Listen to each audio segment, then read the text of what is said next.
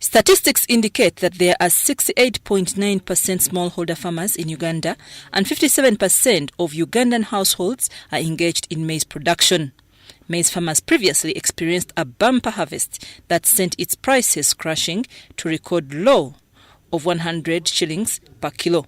Although government put 100 billion shillings in commercial banks to be borrowed by traders who met the requirements, they were constrained by the loan conditions. So we have not yet known who exactly has benefited, but the general information we have, the people of Grain Council did not prefer to take the loan facility when they can be able to get it through their normal way and buy the maize without conditionality of buying maize at 500 shillings per kilo.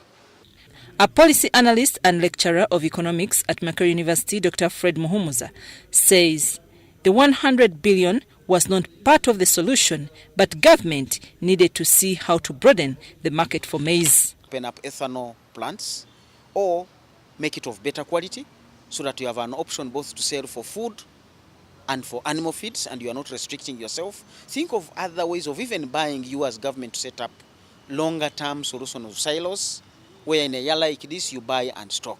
Because already we are seeing we are having a good season in some places across the region, not just Uganda. So chances are we are going to have another big harvest. So this problem might continue for another 1 year.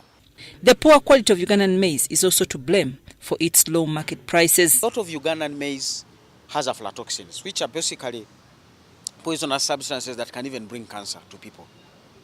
Now the other parties are able to detect the aflatoxins, or which is these poisonous substances in our maize, and reject it and only relegate it to animals. Now, as we said, in that case, the market is segmented. You have already lost out part of the market in Kenya, which is for real food for people.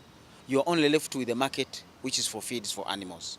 That other market you have lost is because not that you didn't have the maize, but your maize was not of good quality. Ministry of Agriculture, Animal Industry and Fisheries is to focus on improving post-harvest handling from household to national level. The solution is to promote local agro-industry so that we improve demand at the community level. When we have excess supply of grain and is being consumed next door by a person making feed, and we are going to find that he consumes all the low-grade maize for making feed, and if I'm developing a complementary enterprise like poultry, I buy feed from the next farmer and you are buying it cheaply.